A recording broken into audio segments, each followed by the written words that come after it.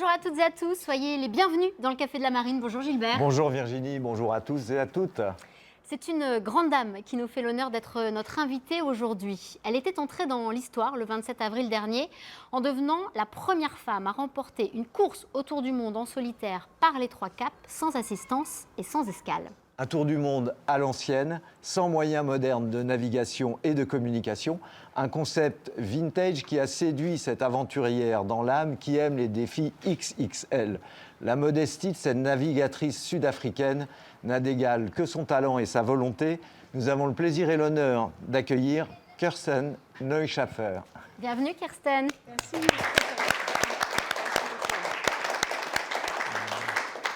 C'est vraiment un honneur et un privilège de te recevoir dans ce Café de la Marine. Alors tu es en Bretagne à l'occasion du Festival des Aventuriers de la Mer. Est-ce que c'est ta toute première fois ici dans cette région? C'est la première fois et moi, je suis très honorée d'être là parmi les grands aventuriers, les grands marins. C'est vraiment un honneur. Dans le berceau de la course au large, on est ici à Lorient.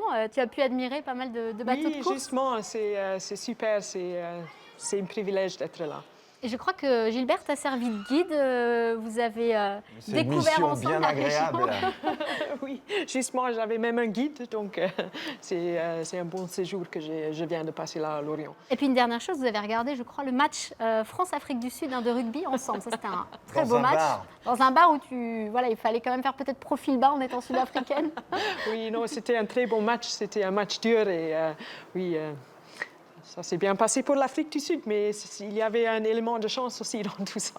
Très très beau match, bravo encore à l'Afrique du Sud, on reste bons joueurs. Alors, on va revenir sur cette arrivée victorieuse au Sable d'Olonne le 27 avril dernier. Après 235 jours de mer, c'est le premier bateau venu à ta rencontre, en fait, qui t'a annoncé ta première place parce que tu étais dans le doute. Qu'est-ce que tu as ressenti à ce moment-là, Kirsten? Tout d'abord, je n'étais pas sûre si je peux faire confiance à cette personne qui m'avait dit ça. Donc, j'avais un peu de doute.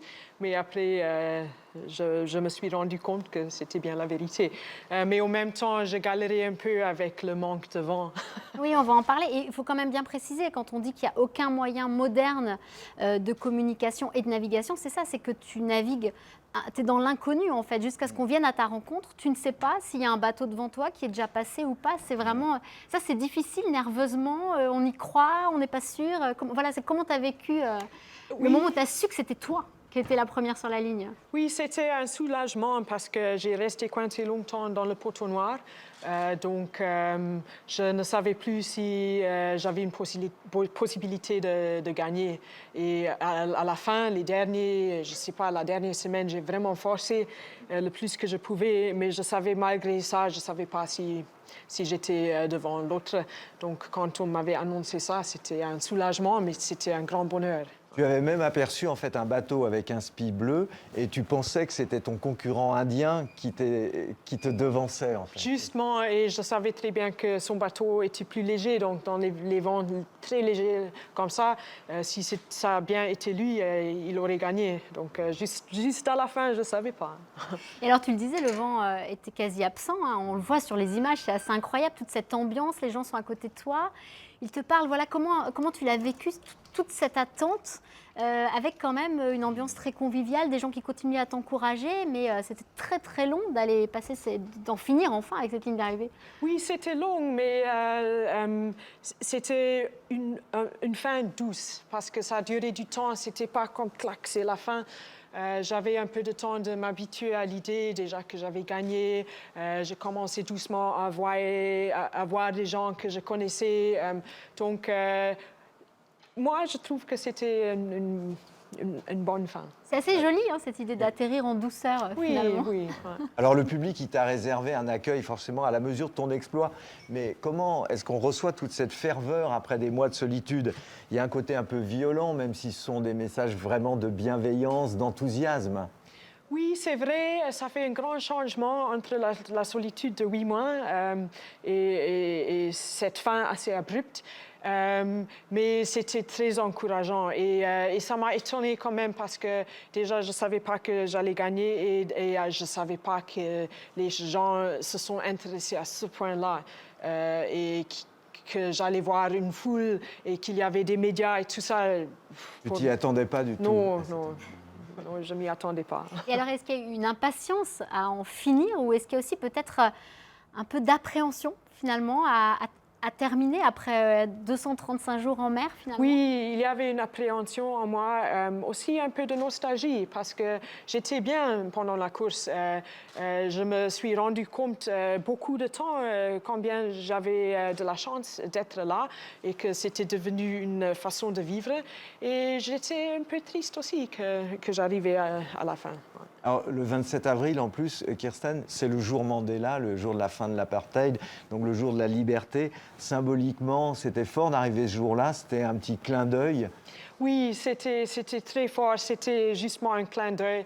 Il y avait des gens sur leur bateau qui ont joué l'anthem national, Nkosi Sikelele. Et oui, pour moi, c'était très, très fort. En plus, qu'on avait des cornes de brume qui rassemblent un peu le vuvuzela. Oui. Donc, c'était une fin On a extraordinaire. revu ces images. Est-ce qu'il t'arrive aussi justement de prendre plaisir, de prendre le temps de regarder ces images de l'arrivée ou c'est uniquement quand tu participes à une émission comme aujourd'hui que tu revois ces images de l'arrivée, ces temps forts? C'est plutôt quand je participe dans les émissions que je revois ces images, mais il me touche toujours encore et je crois que ça restera ça pour le reste de ma vie. Ouais. C'était quand même un moment fort. Alors, on va revenir un peu sur ton parcours, parce qu'au-delà de la navigation, tu as toujours aimé le sport, la nature, les voyages, les défis. On pense notamment à ton périple à vélo depuis l'Europe jusqu'à l'Afrique du Sud, la traversée de toute l'Afrique. Tu te définis un peu comme une aventurière, c'était déjà dans ton ADN. Oui, je pourrais dire ça parce que déjà à l'âge de 22 ans, je voulais par exemple faire cette aventure pour traverser l'Afrique en vélo. Et c'était quelque chose que je voulais faire malgré que tous les gens m'ont dit que ce n'est pas faisable. Et c'était un peu la même chose avec la GGR. Et aussi, j'avais appris que les choses sont parfois faisables, même s'ils ont l'air de ne pas l'être. Et alors raconte-nous un peu ton enfance, à quoi est-ce qu'elle a ressemblé cette enfance, comment est-ce que tu as grandi et qu'est-ce qui a forgé peut-être cette âme d'aventurière? J'ai agrandi sur une petite ferme à l'intérieur du pays, mais j'ai passé beaucoup de temps à l'extérieur. J'aimais beaucoup des animaux, j'aimais beaucoup la randonnée, le camping, et on allait souvent à la mer pour les vacances, donc j'aimais beaucoup la mer. Et je crois que c'était cette enfance outdoors, dans la nature, qui était le début de tout ça pour moi. Et avec des parents tous les deux sud-africains ou raconte-nous justement aussi, est-ce que vous étiez parents et est-ce qu'ils t'ont... Donc ma mère, elle est sud-africaine de, je ne sais pas, 6 générations, d'origine un peu hollandaise, anglaise, un peu française même. Et mon père, lui, il venait de l'Allemagne. Mais moi, je suis née en Afrique du Sud et j'ai passé toute mon enfance là-bas. Et oui, et mon père, il m'a beaucoup encouragé de faire des sports outdoors. Donc, ouais. Alors tu l'as dit très vite, c'est vrai que la mer est devenue ton terrain de prédilection. Comment est-ce que tu es venu à naviguer? Et puis parce que tu as fait énormément de convoyages, tu avais déjà beaucoup d'expérience avant de te lancer dans cette aventure de la Golden Globe Race. Donc, quand j'étais enfant, j'ai appris sur un lac, ou plutôt un réservoir d'eau, la voile sur les dériveurs, des petits optimistes, des trucs comme ça. Et ça m'a déjà beaucoup plu. Mais vraiment, à naviguer sur l'océan, sur la mer, ça, j'ai appris après le voyage que j'ai fait en vélo en Afrique. Donc à l'âge de 23 ans. Et d'abord, j'ai juste travaillé bénévole comme équipier sur des bateaux qui faisaient des petits trajets le long de la côte sud-africaine. Après, j'ai fait instructrice. Après, j'ai commencé à faire des convoyages, justement pour convoyer des catamarans, construction tout neuf, un peu pour aller partout en Australie, Nouvelle-Zélande, Europe, Amérique, etc. Et donc tu avais pas mal baroudé. Oui, et là, j'ai passé beaucoup de temps en mer. Ouais. Et alors, comment elle est venue cette idée d'aller sur la Golden Globe Race? Comment est-ce que tu en as entendu parler? Et puis, voilà, il y a peut-être un cap entre en entendre parler et puis vraiment vouloir se lancer aussi dans cette course. Oui, je connaissais l'histoire de la Golden Globe Race de 1968 avec Robin Knox-Johnston et notamment Bernard Moitessier. J'avais lu ses livres et je connaissais tout ça déjà quand j'étais enfant. Mais l'idée m'est venue quand ça a recommencé en 2018 et j'ai suivi pas tout le temps, mais j'y suis... Oui, c'était difficile de suivre parce que c'était la période de la pandémie, puis je crois que tu étais en Antarctique. Non, Oui, en fait... Avec un projet, ouais. Oui, 2018, c'était juste avant la période de la pandémie, mais j'étais en Antarctique, donc je n'avais pas une connexion Internet. Mais j'ai suivi et ça m'a intéressé, ça m'a attiré cette course. Ouais. Et là, tu t'es vraiment mis en tête de tout faire pour être au départ de cette aventure. Ça tournait un peu dans mes pensées pendant, je ne sais pas, 6 mois. Et je commençais à parler avec des gens et à un moment ou l'autre, les gens me disaient « mais arrête de parler de ça, inscris-toi ». Et donc j'ai fait ça et oui, et à partir de ce moment, c'était c'était ma vie, quoi. Et alors, on va parler justement du bateau, des préparatifs, mais peut-être un mot sur le fait d'être la seule femme inscrite et engagée sur les 16 marins au départ de cette course. C'est un peu dommage de ne pas voir plus de femmes. Voilà, comment tu l'as vécu, de voir que tu étais la seule femme finalement à participer? Oui, c'était un peu dommage. J'aurais bien aimé s'il y avait des autres femmes inscrites dans cette course parce que j'ai eu beaucoup de médias qui voulaient des informations sur ma participation et je me suis dit, bon, il y a les autres. J'avais besoin de me concentrer sur le projet. Et oui, ça aurait été juste un plaisir d'avoir des autres femmes, mais j'y ai pas pensé trop parce que je voulais être là comme marin.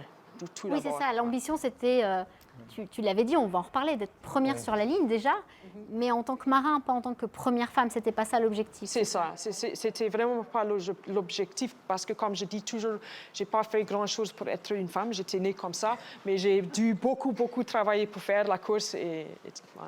Et comme tu le dis dans une autre interview, gagner, c'était déjà dans tes pensées, à la fois dans les préparatifs, parce que c'est un moment très important, clé même, et dans le choix du bateau.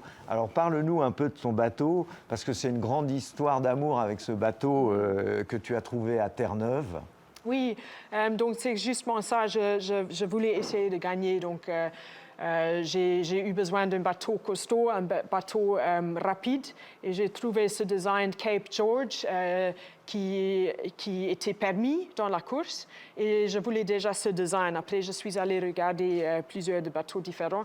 J'ai trouvé celui-là en Terre-Neuve, et je savais dès le début, quand je l'avais vu, que c'était ce bateau que je voulais et pas un autre. Voilà, il faut préciser que les bateaux, ils doivent être construits avant 1988, avoir une quille longue. Voilà, alors ce bateau, il n'était pas aussi en très bon état, donc il a fallu faire un grand refit, comme tu dis, et ça n'a pas été si simple.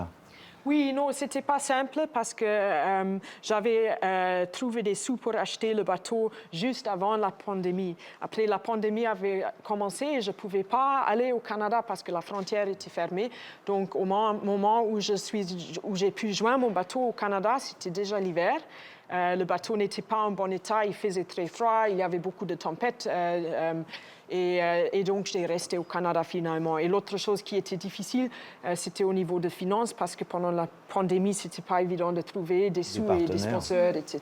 Ouais. Ce n'était pas une période très propice. Alors, parle-nous du nom de ce bateau, Minnehaha. C'est très joli comme nom. Oui, donc j'ai acheté le bateau avec ce nom, Minnehaha. Ça vient de la langue Dakota. C'est donc une langue native de l'Amérique du Nord. Et ça veut dire l'eau qui rit. Et j'ai aimé le nom, j'ai aimé la signification du nom et j'ai gardé le nom. Et on dit aussi que les gens qui étaient à Terre-Neuve t'ont dit qu'il ne faut pas changer le nom parce que ça peut en gros porter malheur. Je ne sais pas si tu es superstitieuse. Mais... Oui, je ne suis pas trop superstitieuse, mais quand même, il y a des petits trucs comme ça. Et quand les pêcheurs là-bas m'ont dit ça, j'ai dit, bon, c'est sûr, je vais garder le nom du bateau. Et assez rapidement, il y a eu un lien fort qui s'est créé avec ce bateau, ne serait-ce que le fait de prendre soin de lui au moment du chantier, voilà, de le remettre en état. Tu dis beaucoup, Quand on prend soin d'un bateau, il prend soin de vous en retour. Et ça se crée déjà ça à terre quand on prépare ce voyage? C'est ça, c'est ça. Déjà, quand on fait autant du travail soi-même, toutes ces heures que j'ai passées sur ce bateau, et je suis un peu perfectionniste. Et je voulais que le bateau soit perfectionné pour la course aussi. Et ça a créé un lien. Je connais chaque coin de ce bateau intimement.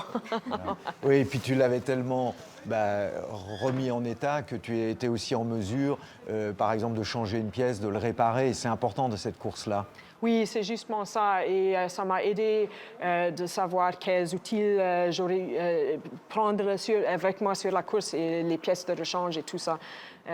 Mais l'autre chose qui a créé le lien, c'est les gens que j'avais rencontrés à l'île de Prince-Édouard qui m'ont aidé.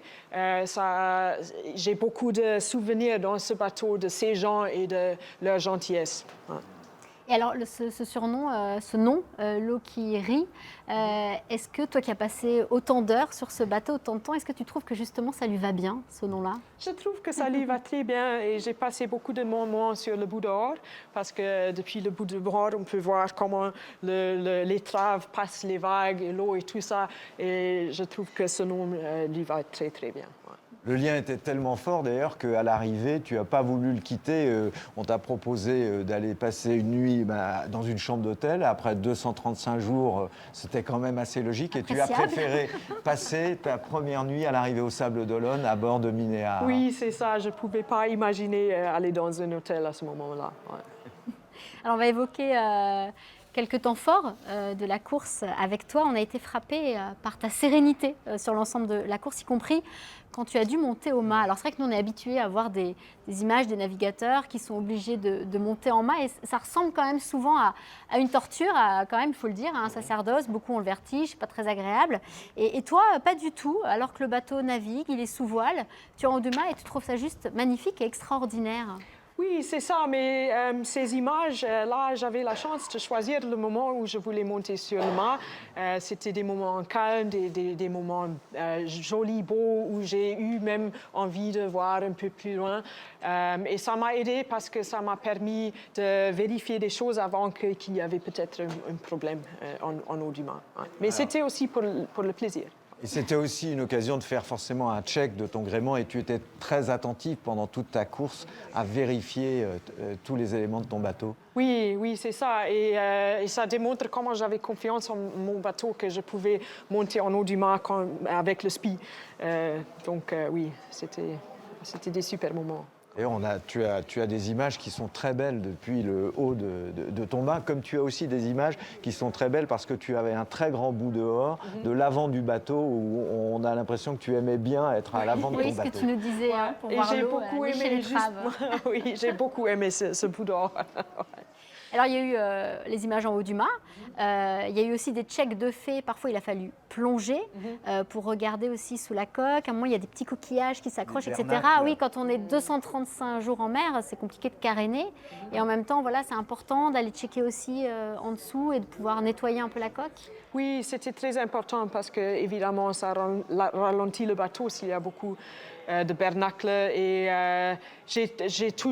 déjà, j'aime bien nager. Donc, chaque fois quand j'avais pétole, j'ai vérifié un peu la coque. Mais il y avait des instants où j'avais pas trop envie, mais il m'a vraiment fallu m'occuper du problème des bernacles. Et ça, c'était dans le Pacifique du Sud. Ouais. Et alors, il y a des fois où tu es obligé de le faire, mais il y a aussi un plaisir de sortir du bateau. À aller se baigner. Voilà, tu descends à l'échelle et puis on te voit comme ça. C'était un besoin de se mettre à l'eau. Explique-nous ces moments-là où on te voit te Oui, c'était un peu un besoin parce que moi, je suis quelqu'un, j'aime beaucoup la natation, le surf, tous des sports dans l'eau et j'aime être dans l'eau. Donc, c'était un peu un besoin. Donc, je ne voulais pas forcément arrêter le bateau quand j'avais du bon vent, mais là, je me suis fait traîner déjà derrière le bateau. Et sinon, surtout quand j'étais coincée sans vent dans le poteau noir, j'ai beaucoup nagé, j'ai sauté au-dessus du bord et parfois j'ai fait 50 ou plus de mètres pour m'éloigner un peu du bateau et ça m'a fait du bien, mentalement aussi. Ouais. Est-ce que c'est pas dangereux quand même? Parce que c'est vrai que voilà, tu n'arrêtes pas ton bateau pour autant. On n'a pas l'impression, tu vas peut-être nous dire le contraire, mais que tu t'attaches dans ces moments-là. il y a quand même le risque de lâcher à un moment cette échelle et d'être seule au milieu de nulle part. Voilà, est-ce que c'est quelque chose, il y a un goût du risque ou pas du tout? Tu es complètement confiante dans ce que tu fais? Dans ces moments-là, j'étais complètement confiante. J'ai pas fait ça quand on faisait 7-8 nœuds. Je faisais ça plutôt quand c'était tranquille, quand c'était calme. C'était dans les tropiques, donc c'était pas l'eau trop froide où on allait peut-être lâcher. Donc là, j'étais bien confiant. Et sinon, quand je nageais, je mettais la barre à une côté et c'était normalement quand il n'y avait pas beaucoup de vent. Ouais. Alors, on parle de 235 jours de solitude. On voit dans certaines courses quand même, notamment là dans la catégorie des IMOCA, où les courses sont très accrochées à l'échelle d'un tour du monde. Est-ce qu'il t'est arrivé, à part cette histoire de sauvetage, on en parlera un petit peu plus tard, mais est-ce qu'il t'est arrivé d'avoir des concurrents à vue dans ce tour du monde où tu es vraiment restée seule et tu n'as jamais vu tes concurrents? Au début, on a vu les concurrents, mais de plus en plus, la flotte, on ne voit plus personne. J'ai vu Guy de Boer au checkpoint de Lanzarote, jusqu'avant qu'il s'était échoué sur les rochers. Et j'ai vu Tapio Lehtinen à la checkpoint de Cape Town, quelques jours avant que tu ne le récupères, on en parlera plus tard. Mais pour le reste, je n'ai pas vu les concurrents. Alors, ce bateau, quand on est tout seul en mer et tout, tu as parlé. Est-ce que ton bateau, tu lui parlais? Oui, j'ai beaucoup parlé avec mon bateau. Mon bateau on faisait une équipe. Et parfois, j'étais très content de mon bateau. Et je l'avais dit ça. Et parfois, je me suis fâchée un peu avec mon bateau, surtout quand je voulais faire quelque chose. Toi, tu arrives à te fâcher Oui, pas trop. Et chaque fois que je me suis fâchée, toujours... Je m'excusais. Je m'excusais. Quand tu étais punie dans le poteau noir, ou là, c'est avec Éole que tu t'es fâchée? Oui, je me suis fâchée un peu quand je voulais faire quelque chose à l'avant et y changer le cap pour me mettre en face des vagues. Mais quand j'étais dans le poteau noir, je parlais avec le vent, pas avec le bateau. En disant reviens, je t'en prie. Justement. C'était vraiment une punition, ce poteau noir. Oui, c'était le moment le plus dur, mentalement et dans tous les sens. Ouais. Alors, tu parlais il y a quelques instants de Cape Town. C'était particulier d'arriver là et de ne pas pouvoir s'arrêter. J'imagine qu'il y avait beaucoup de monde que tu connaissais. En plus, voilà, il y avait quand même un système pour pouvoir suivre la course. Donc, quelqu'un venait récupérer des images. Voilà, et d'arriver dans cette baie et de ne pas pouvoir s'arrêter. Comment tu l'as vécu aussi d'être à la maison et de devoir poursuivre ta route? Oui, c'était difficile parce que c'était le premier trajet. Première étape de la course. Et avant ça, le plus grand trajet que j'avais fait, c'était à peu près 2 mois. Donc là, j'arrivais après 2 mois et je ne pouvais pas m'arrêter. J'ai vu ma mère, mon père, des amis qui étaient là. Je ne pouvais pas même passer quelques moments avec eux. Et oui, c'était dur. C'était beaucoup plus dur que les autres checkpoints. Mais c'était aussi très, très beau parce que c'était calme, c'était la lune pleine. Tu as eu du mal à repartir à t'éloigner de Cape Town, oui. Oui, j'avais du mal parce que j'ai pas eu du vent, mais j'avais des baleines autour de moi. Les baleines de bosse, et ça, c'était tellement joli que je me suis dit, calme-toi un peu, c'est pas que la course qui compte, c'est aussi, ça compte d'être là, de profiter de la nature et de ce qu'on peut voir. Tu t'es fait escorter donc par les baleines. On parlait de ces récupérations d'images dans un tour du monde en solitaire. Ces petits contacts humains, ça a son importance. On le voit dans les images, il y a toujours un petit mot chaleureux, un petit mot d'encouragement aussi, c'était important. Voilà, c'était des moments où ça permettait aussi de te redonner un peu de la force, de l'énergie pour continuer. Oui, Cape Town, un peu moins, ça m'avait cassé un peu le rythme. Aussi parce qu'il faut remonter. Il fallait faire un détour. Oui, il fallait faire un détour. Après, c'est difficile à s'éloigner de la côte. Mais pour Hobart, ça m'a beaucoup encouragée de voir les gens aussi au Cap Horn quand j'ai parlé sur la radio avec le gardien et même au Falkland, au Malouine, quand les gens venaient me faire signe, ça m'a beaucoup encouragée. Donc ce contact humain était quand même assez important. Et en fait, vous donniez des films et tu as aussi écrit des lettres. Oui, parce que c'était un des seuls petits moyens qu'on pouvait communiquer avec des gens. Pour moi, c'était un peu comme dialoguer aussi. Ouais. Merci Kirsten. Alors le chrono tourne, mais à Femme exceptionnelle, Café exceptionnel, on a décidé eh bien, de vous proposer 2 épisodes en compagnie de Kirsten, la Sud-Africaine, qui, on le rappelle, est devenue la première femme à remporter une course en solitaire autour du monde par les 3 caps sans assistance et sans escale, un tour du monde à l'ancienne. Et on profite donc de ta présence, Kirsten, pour prolonger le plaisir. Voilà, si vous voulez tout savoir de cette aventure, eh bien, retrouvez-nous dans 15 jours pour la suite de ce Café de la Marine. Bye bye.